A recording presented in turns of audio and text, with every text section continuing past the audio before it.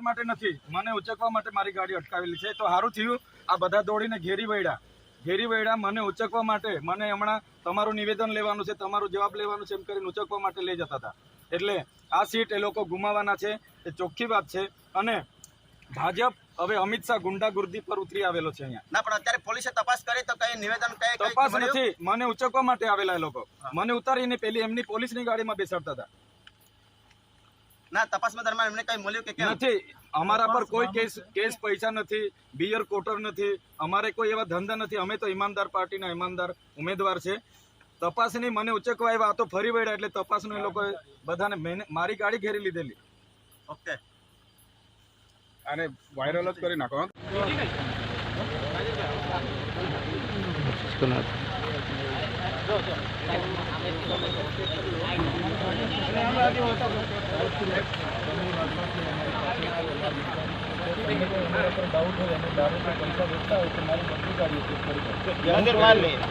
તમે સહકાર આપશો ને? ઉમેદવાર છો અને આવી રીતના જંગલમાં તમે ઉભા રાખો અને આવી રીતના હાઈજેક કરવાની વાત કરો યોગ્ય નથી.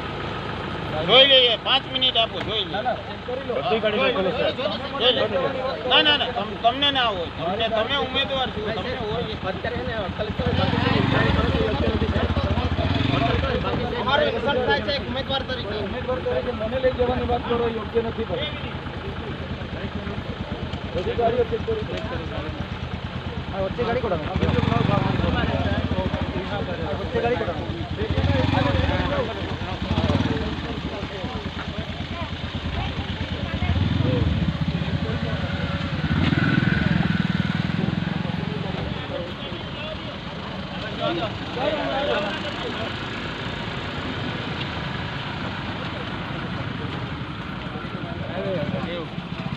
साहेब ने आले हैं, साहेब ते आले हैं.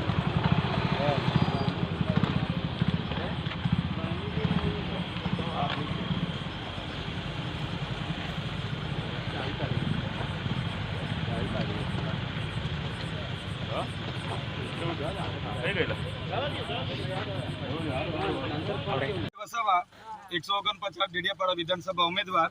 આજે મારે રૂટિન પ્રમાણે મેં પરમિશન લઈ લીધું છે અને હું પ્રચારમાં ફરું છું ત્યારે મને વાડવામાં પણ ઉચકવા માટે એલસીબીની આખી સ્ટાફ અને આખી પોલીસ આવેલી છે.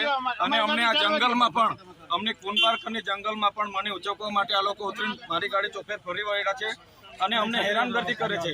આજે મારી સાથે આખો કાફલો છે એટલે આ લોકો સક્સેસ નથી થયા, પરંતુ ભાજપના ઇશારે એલસીબી અને આખી પોલીસ મને ઉચકવા માટે અહીં આવેલી છે. એટલે તમામ ડેડિયાપાડા શાકબારાની જનતાને વિનંતી કરું છું, આ ભાજપની સરકાર ગુંડાગર્દી પર ઉતરી આવેલી છે. તમામ પોલીસને મારી પાછળ મને ઉચકવા માટે મૂકી દીધી છે. પણ તમામ જનતાને કેમ છું અપીલ કરું છું, હું નાનો માણસ છું અને મને હરાવવા માટે અમિત શાહ અને એની આખી પોલીસ અહીંયા મારી પાછળ ફરે છે. એટલે જાગી જવાની જરૂર છે.